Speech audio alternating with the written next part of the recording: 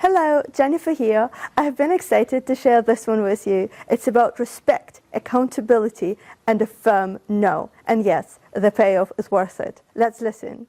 My parents disowned me for refusing to give up my 8-year-old daughter. "She is such a burden," my mom said. "Things would be better without her here," my sister added. I got up and walked out the door. The next time they saw us, they couldn't hide their shock. I was sitting at my parents' kitchen table with both hands around a mug of coffee I had forgotten to drink, trying to say the words out loud without throwing something. My ex-husband Brian had just told me he planned to take our daughter Cora, who was 8, out of state with the woman he cheated on me with, and I had come there still shaking from the conversation because I thought outrage would be automatic. "He thinks he can just take her from me," I said. "Like she's a duffel bag he can load into his car." My mother stood by the sink drying the same plate twice. My father sat at the head of the table with the local news murmuring from the den. My sister Erica was leaning against the counter, arms crossed, watching me the way people watch a mess they don't want on their floor. Cora was in the next room with a sketch pad and her headphones, drawing robots with tiny square hands. I remember that detail because everything that came after split the night cleanly in two. I walked into that kitchen expecting backup, not a verdict. Then my mother set the plate down. My mother didn't come sit beside me. She didn't ask what Brian had said exactly, or whether Cora had heard any of it, or whether I had eaten. She pulled out a chair across from me, folded the dish towel into a neat square, and said, "Elena, calm down." I stared at her because that was the tone she used when I overcooked pasta as a teenager. Not when a man who skipped therapy appointments and grocery store meltdowns suddenly wanted full custody. "I am calm," I said, even though my voice came out hard. "I'm telling you, he thinks he can take my child." My mother's face barely moved. "If her father wants her," she said, "let him have her." The room did not explode. That was the worst part. My father looked down at the table, rubbed one thumb along the rim of his glass, and said nothing at all. Erica's eyebrows lifted for half a second, but she didn't challenge it either. The refrigerator hummed. A cabinet door clicked shut. I kept waiting for one person to laugh and say my mother had lost her mind. No one did. My father's silence sat there like a second voice. That was the first crack. I pushed my chair back so fast it scraped the tile and made my mother flinch, which was the first sign she understood I had heard her correctly. "No," I said. "Absolutely not." My voice was low now, and that made all three of them look at me. "She is my daughter. I'm not handing her over because Brian suddenly wants to play father with an audience." My mother inhaled through her nose the way she did when she thought I was being dramatic on purpose. My father reached for the remote and muted the television, finally deciding this was worth full attention. Erica uncrossed her arms and came to the table, not to stand behind me, but to sit next to my mother like they were already on the same side. "You need to think practically," my mother said. "Practically," I repeated. "About my child?" She gave a small shrug that felt uglier than a shout. "About your whole life." I could hear the dull scratch of Cora's marker in the other room. She was still close. She was still inside earshot. I should have lowered my voice then, but I was still trying to understand how I had ended up defending my daughter against my own family. I was already arguing with the wrong people. Erica leaned forward first, elbows on the table, like she had been waiting all night for permission to say something ugly and call it honesty. "She takes too much," she said. "Your time, your money, your energy.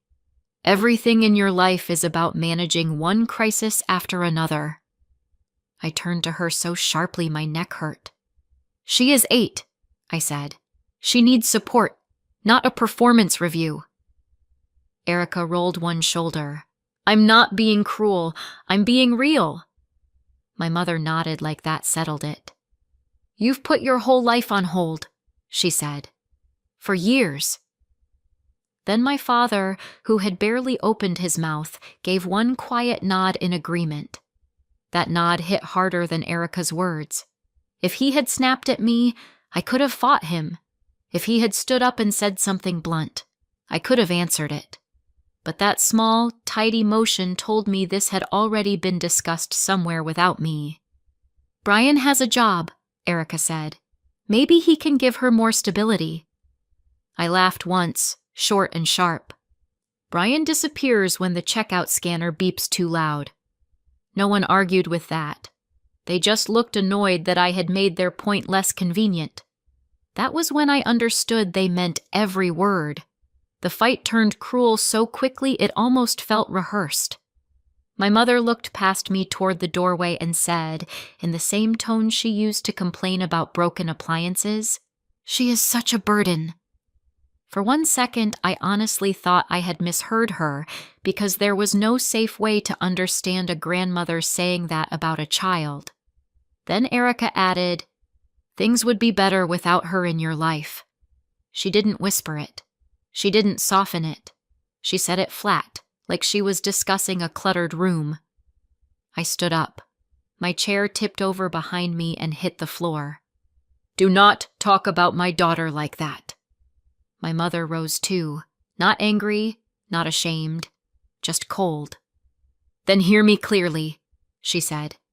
"If you decide to keep her, then don't call me your mother." My father stayed seated. He looked at the fallen chair, then at the table, then at his own hands. He still didn't speak. A child's drawing pencil rolled somewhere in the next room and stopped. The whole kitchen changed shape in that second. It was no longer a place where I had grown up. It was a room full of people trying to make me choose convenience over my child. And then the hallway went quiet. I knew before I turned around that Cora had heard enough. She was standing just outside the kitchen entrance with her headphones hanging around her neck, one hand gripping her sketch pad hard enough to bend it. Her face wasn't loud. That would have been easier. She looked stunned, like the floor had opened under her and she was still waiting to land. "Cora," I said, and the minute I moved toward her, she backed away. Then she turned and ran down the hallway to the guest room where we had been staying. I followed her and found her on the floor between the bed and the wall with her knees pulled to her chest, trying so hard not to make noise that it hurt to look at her. "Hey," I said softly, dropping beside her. "Baby, look at me." She kept staring at the carpet. After a long second, she whispered, "Grandma doesn't want me here." I put my hand over hers and felt her shaking. "Listen to me," I said. "You did nothing wrong. Not one thing." She swallowed hard. "Am I making everything bad?" "No," I said. "You are not the problem in this house." She leaned into me then, tight and trembling. That was the moment I stopped arguing. I didn't go back to the kitchen to negotiate, and I didn't wait for anyone to knock on the guest room door and fix what they had said. I pulled out 2 overnight bags and packed fast. Cora's soft pajamas, her headphones, tablet charger, stuffed fox, gray blanket, and every sensory tool I could find in the drawer by the bed. Cora sat on the mattress while I moved around the room with the kind of focus that shows up after panic burns off. My mother did come to the doorway once. "Elena, don't be dramatic," she said. I zipped a bag and kept moving. Erica passed behind her and muttered, "This is exactly what we mean." My father stood farther back in the hall with one hand on the wall, looking like a man observing weather. "You had control," I told him without raising my voice.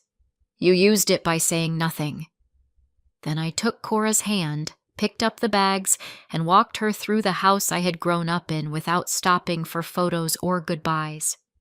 The porch light clicked on above us as I opened the door. Cora looked up at me and asked, "Are we coming back?" I tightened my grip on her hand and led her to the car. That was the moment I chose her out loud.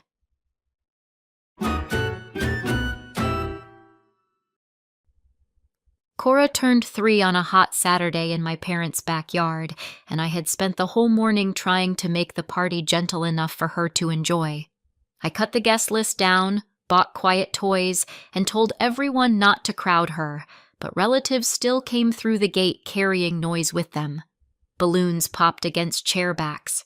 Someone dragged out a Bluetooth speaker. My aunt bent down with frosting on her finger just as 2 cousins started shrieking over bubbles.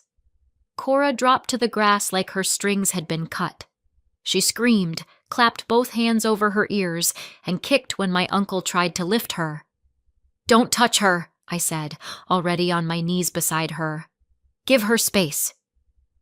My mother stood by the patio table holding paper plates and looking embarrassed, not concerned. Erica whispered, "What is wrong with her?" Brian, my husband then, took one look at the scene and stepped through the side gate like he needed fresh air more than his child needed help. I stayed in the grass with Cora until her breathing slowed. A few weeks later, after appointments and forms and a specialist who watched carefully before speaking, I heard the word autism for the first time. The diagnosis came later. The distance started at that party, and over the next few years, nobody in my family got warmer about it.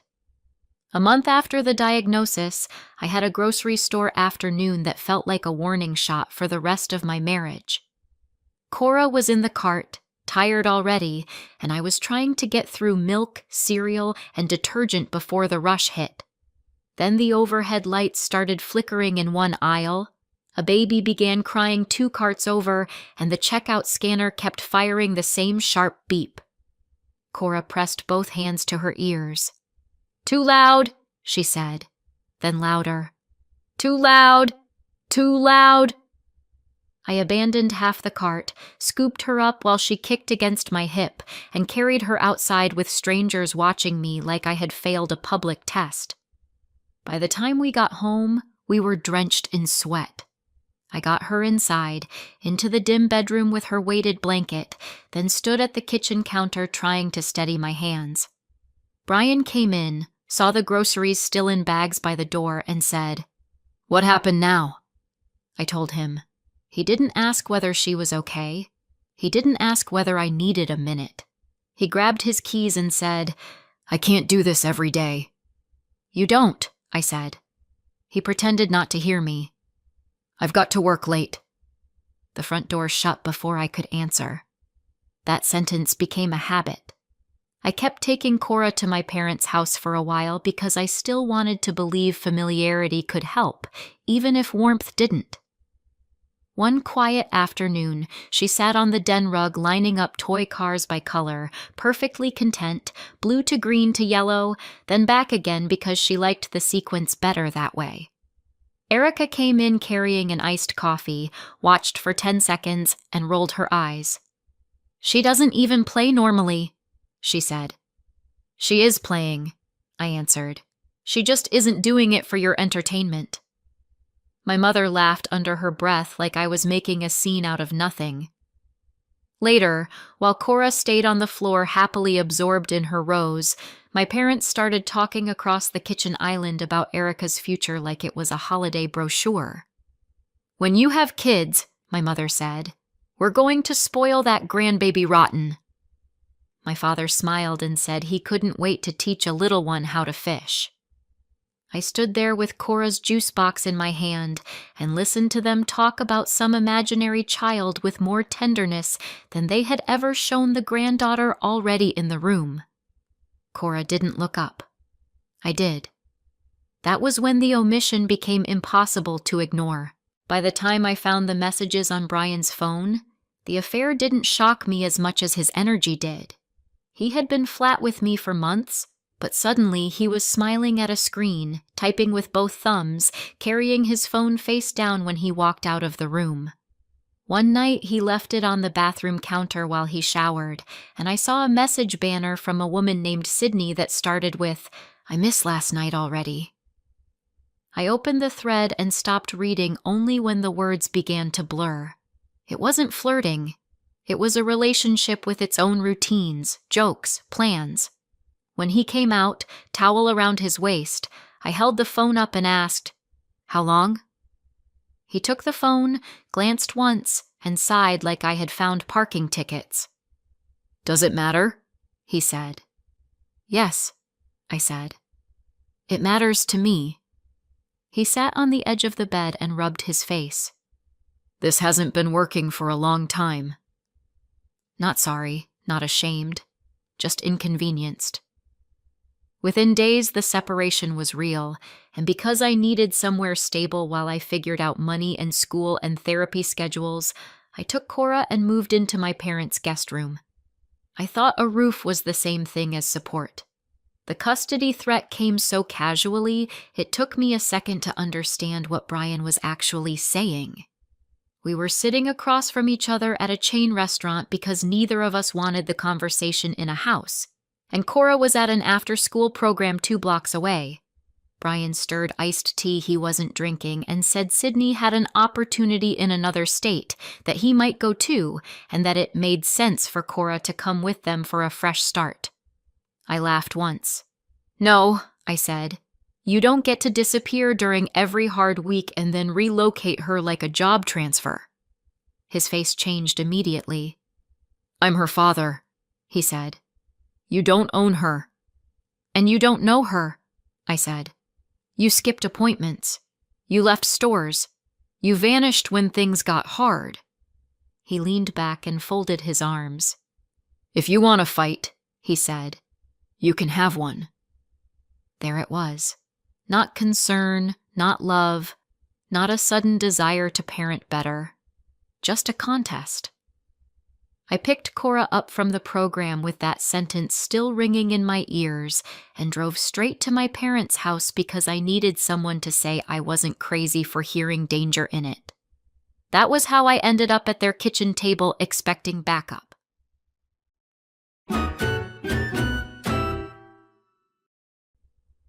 The hotel room smelled like industrial cleaner and old air conditioning, and Cora knew it wasn't home the second we opened the door. She stopped in the entryway with her backpack still on and looked at the carpet. The 2 stiff beds, the yellow light, the humming wall unit, and the hallway glow under the door. "No," she said quietly. "No, no, no." I set the bags down and went straight into motion because there wasn't room for me to fall apart too. I turned the air conditioner off, rolled towels against the gap under the door, and put her gray blanket on one bed. I lined up her headphones, stuffed fox, toothbrush, and tablet on the nightstand and asked, "Can you help me make the safe corner?" She was breathing too fast to answer, but she nodded. We dragged the desk chair into the corner, tucked her blanket over it like a little roof, and sat beneath it with the lamp off. "When are we going home?" she asked for the first time. Then again, and again. I told her the truth I could manage. "We're going somewhere new, and I'm with you." She leaned against my shoulder sometime after midnight and finally unclenched. Broken or not, I was still home. Within 4 days, I found a small rental apartment in a tired brick building with a narrow staircase and a landlord who cared more about rent than anyone's story. The place had a tiny kitchen, a living room just big enough for a second-hand couch, and a little bedroom at the end of the hall that I turned into Cora's space before I unpacked most of my own things. I used soft bulbs instead of the overhead light, labeled clear bins for socks and art supplies and sensory toys, taped a picture schedule beside her door, and put her favorite blankets in exact layers because order calmed her faster than speeches. When she walked in after school and saw everything arranged, she touched the labels with 2 fingers and said, "You made it make sense." That night my mother texted, not to ask where we were or whether Cora had settled, but to say, "Let me know when you're getting the rest of your things. We are not a storage unit." I read it twice, set the phone face down, and went back to screwing together a wobbly thrift store bookshelf. Brian sent 2 hard emails about custody that same week. then missed a scheduled call with Cora's therapist and went quiet. My mother's message sat unanswered. Some silences explain themselves. Christmas came with no invitation, no phone call, and no last-minute excuse dressed up as logistics. By then, Cora was old enough to notice absence without me naming it for her.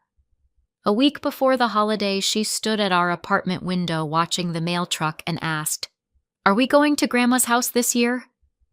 I didn't lie. "No," I said.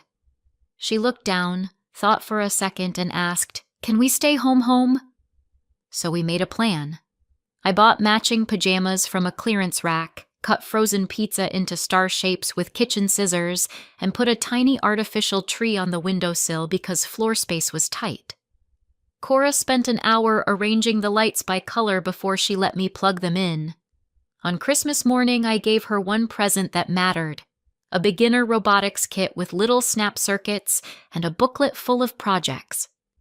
She opened the box, sat cross-legged on the rug, and disappeared into it for the rest of the day except to ask for batteries and a grilled cheese sandwich.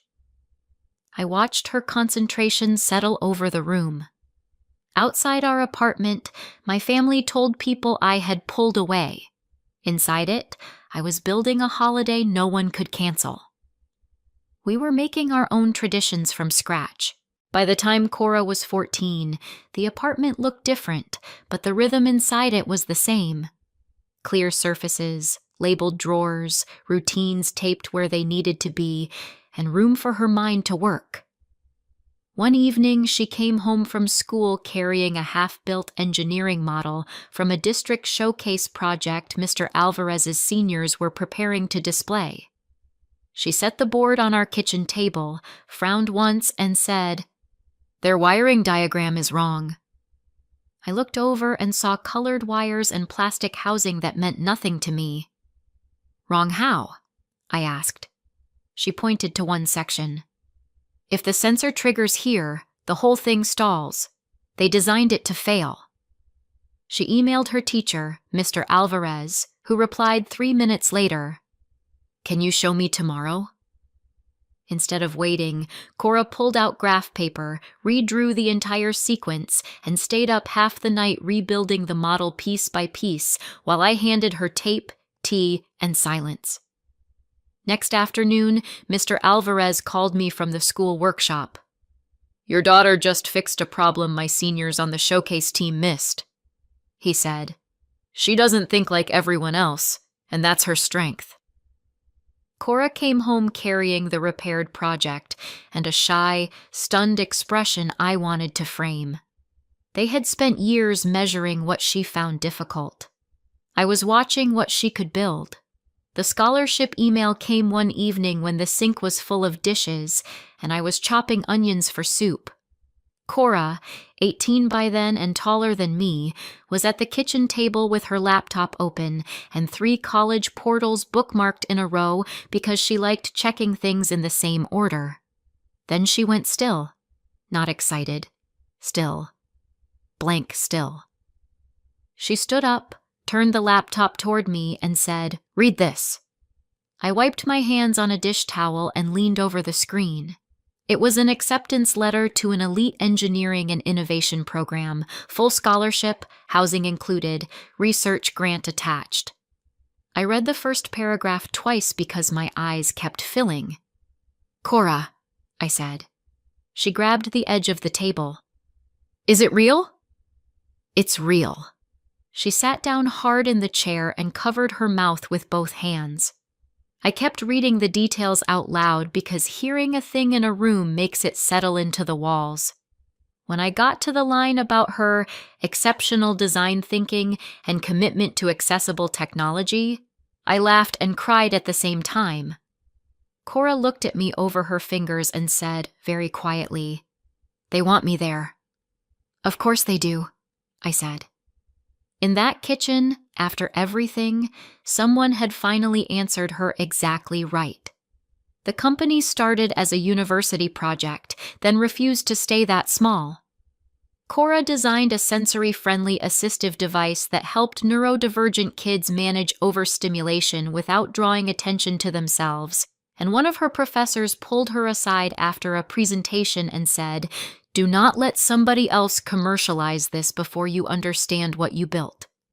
She spent 2 years refining it, testing it, listening to families, and learning how to sit in rooms full of investors who kept mistaking quiet for uncertainty until she opened a prototype case and made them pay attention. Then one afternoon, back in that same apartment kitchen where we had opened the scholarship email, her phone rang from an unknown number. She answered, listened, and stopped moving entirely. I was wiping down the counter and knew better than to interrupt. When she finally lowered the phone, she looked almost annoyed by how stunned she was. "They're in," she said. "National rollout. Final paperwork next week." "Who is in?" I asked. She gave a short, disbelieving laugh. "The partner. The big one." I sat down because my knees had gone unreliable. She stayed standing in the middle of our little kitchen, phone still in one hand, as years of work turned into something the rest of the country would see. A month later, an embossed invitation arrived in our mailbox, an industry gala where Cora would be honored for the device that had just been picked up for national rollout.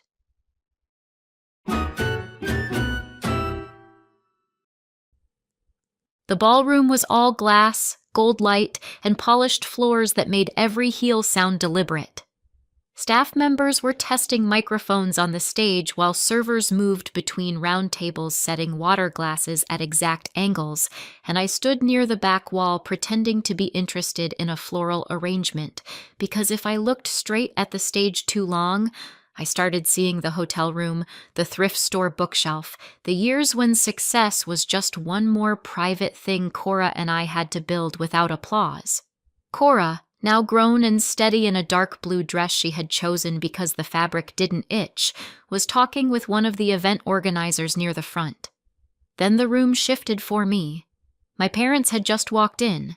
I never found out who gave them the event details, but whatever guest screening the gala had, it wasn't strict enough to keep them out. Erica was with them, dressed in cream satin and confidence, scanning the tables until she spotted Cora. My mother's face arranged itself instantly into the kind of emotional smile people practice in mirrors. My father, who once sat through the worst words of my life without opening his mouth, was suddenly standing tall beside her like a man prepared to receive congratulations. None of them looked hesitant. None of them looked like people entering a room they had no right to be in. They looked eager. They had come dressed for ownership. I started toward them, but they moved faster. My mother reached Cora first and touched her arm like she had earned the right. "Look at you," she said softly. "We always knew you were meant for great things." Erica stepped in beside her with a bright smile already turned outward for the benefit of nearby guests. "Families should be together for moments like this," she said. My father hovered just behind them, nodding at people who glanced over, as if he expected to be included in introductions. Cora stood very still, which to anyone who didn't know her looked composed. I knew better. It meant she was taking inventory. My mother went on without waiting. "We're just so proud," she said, louder now. "She's overcome so much." Erica laughed lightly and added, "Our girl has always been brilliant." I felt cold all over. Not because they were lying in public, but because they were doing it with confidence, with the easy entitlement of people who believed success erased history. A reporter with a badge around her neck turned slightly toward them. An event volunteer smiled, assuming this was a reunion worth witnessing. My mother leaned in as if she might kiss Cora's cheek. I stepped between them before she could. They weren't here to apologize. They were here to attach themselves. "Leave," I said. I didn't raise my voice, and that seemed to irritate my mother more than if I had made a scene. "Elena," she said, dropping into a confidential tone. Enough time has passed. Not for this, I answered. Erica folded her arms and gave me the same look she used to wear in my parents' kitchen whenever compassion seemed inconvenient. You are still doing this? She asked. Tonight of all nights? I looked at her. Especially tonight. My mother tried again. We're family, whether you like it or not. Family doesn't tell an 8-year-old she'd be better off gone, I said. Her mouth tightened. Erica stepped closer and lowered her voice just enough to sound strategic. No one is asking to relive old drama. Cora is doing well now. You both are. There's room to repair things, support each other, be connected the right way. There it was under the makeup and soft language. Access. To Cora. To the story. To whatever money, prestige, or reflected light might spill off her success. My father shifted his weight and looked everywhere except at me. For a second, I thought I might have to keep fighting for the microphoneless center of the room myself. Then Cora turned toward them fully. The room was about to hear her. Cora didn't step back behind me, and she didn't move toward them either. She simply faced them, shoulders square, hands loose at her sides, and spoke in the same calm voice she used when explaining a design flaw no one else had noticed. I remember more than you think, she said. My mother opened her mouth, but Cora kept going. Not every word.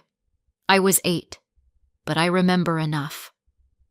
People nearby stopped pretending not to listen. I saw the reporter freeze with her pen halfway to her notebook. An organizer turned off the smile she had been wearing and looked from Cora to me. I remember the shouting, Cora said. I remember being in the hallway. I remember Grandma saying I was a burden. I remember Aunt Erica saying things would be better without me there.